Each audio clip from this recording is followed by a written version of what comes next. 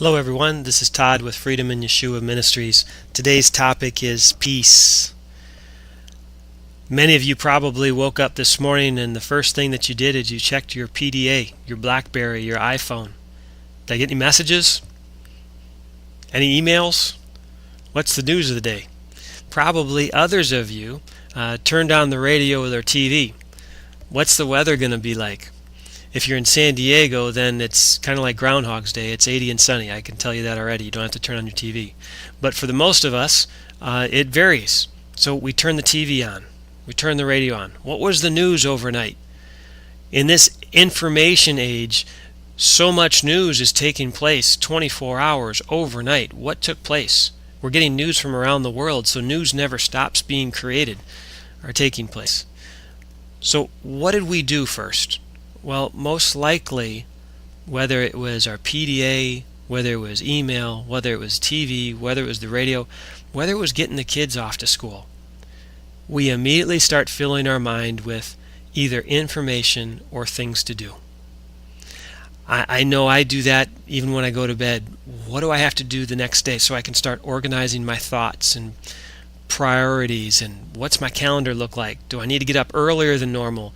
Do I need to have some thought process before I first start a meeting, or do the kids leave early? It's a busy life that we lead. We have a lot of information coming in at us. And successful people in whatever area of life there is, whether it's sports, business, personal, home life, parenting, students, take time to plan and to strategize.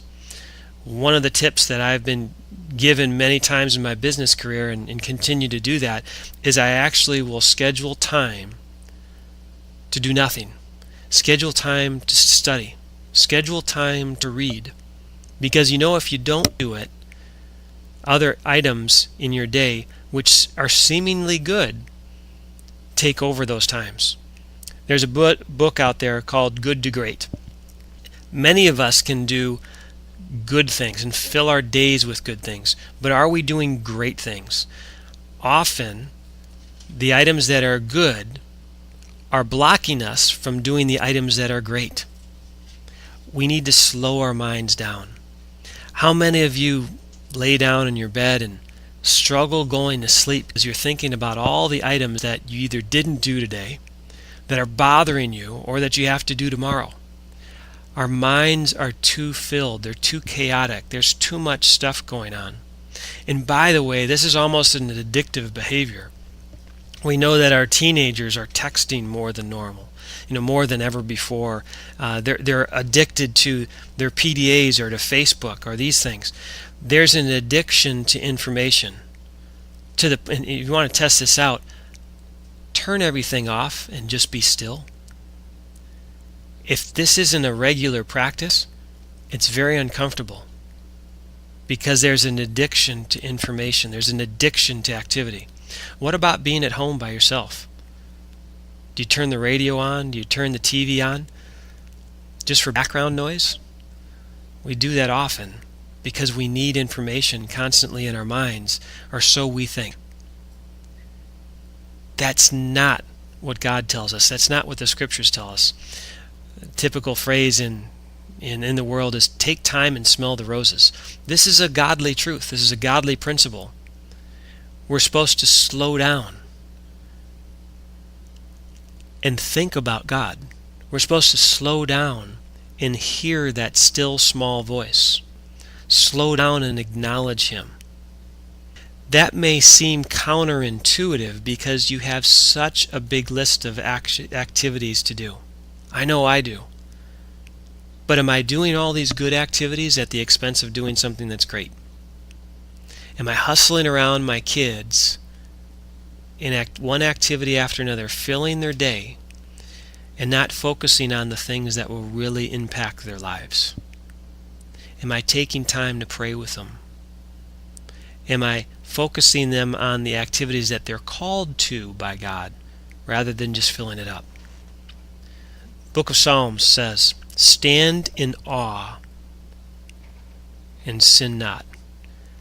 Commune with your own heart upon your bed and be still. Wow, do we need to hear that? Stand in awe and sin not. If we're standing in awe before God, in awe, we are imagining how He created the heavens and the earth in 6 days. We're imagining His vastness, His intellect, His love, His holiness. Most likely we're not going to sin. Psalm 46:10. Be still and know that I am God. I will be exalted among the heathen. I will be exalted in the earth. I think about the chaos around me. And chaos is a nice expression considering all the activities of my family and my work and my other areas of influence and relationships. I have so many pulls. But God didn't create us to be in multiple places at once. In fact, not only are we not supposed to have overlapping schedules, I'm not so sure that our schedules should be filled at all. Take time and pray. What are we supposed to do right now? What are we supposed to do in our calendar?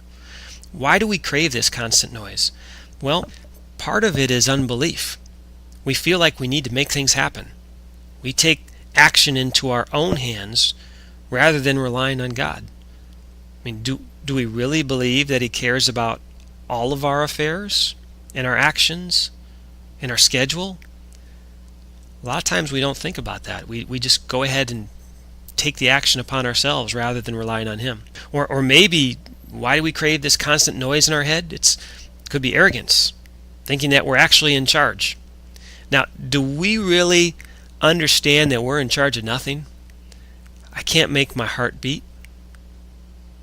I can't convert oxygen into my bloodstream. I can't digest food. I don't think about those processes, let alone trying to control the lives of our loved ones or our friends or our business or our school. We can't control any of that. So maybe it's arrogance, thinking that we actually need to fill our minds with constant noise. What's really taking place is all of this noise and this lack of peace in our minds. It's a heavenly battle. There's a heavenly battle over your mind. There's God's side, where Hebrews 8:10 says, "For this is the covenant that I will make with the house of Israel after those days, says the Lord.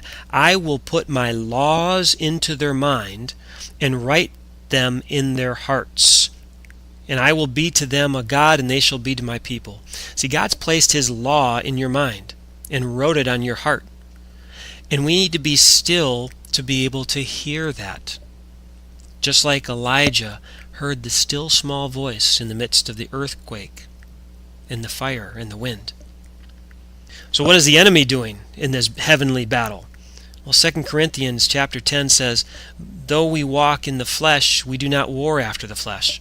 For the weapons of our warfare are not carnal, but mighty through God to the pulling down of strongholds." Listen to the location now of where the enemy's battling us.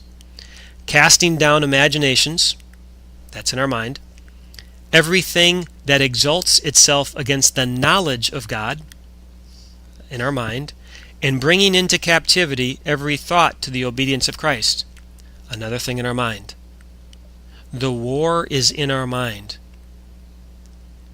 How do we start focusing on having God win that war over a mind? Stand in awe and sin not. Be still and know that I am God. Be renewed in the spirit of your mind, and I will be exalted amongst the heathen, and I will be exalted in the earth. Schedule time in your day, in your week, for prayer. Schedule time for peace, for meditation. Schedule time to turn things off.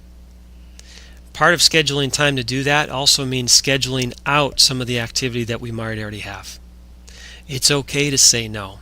God did not expect us to do everything and accomplish everybody's work. He didn't put us in two places at one time, otherwise He would have created us that way. It's okay to free up your schedule. God's in charge. He'll take care of those things that we think we need to do. Numbers chapter 6, closing prayer. And I'm going to substitute what we translate Lord, all caps, which represents His name, Yahweh. So Yahweh is going to be substituted here. Now, Numbers chapter 6, verses 24. Yahweh bless us and keep us.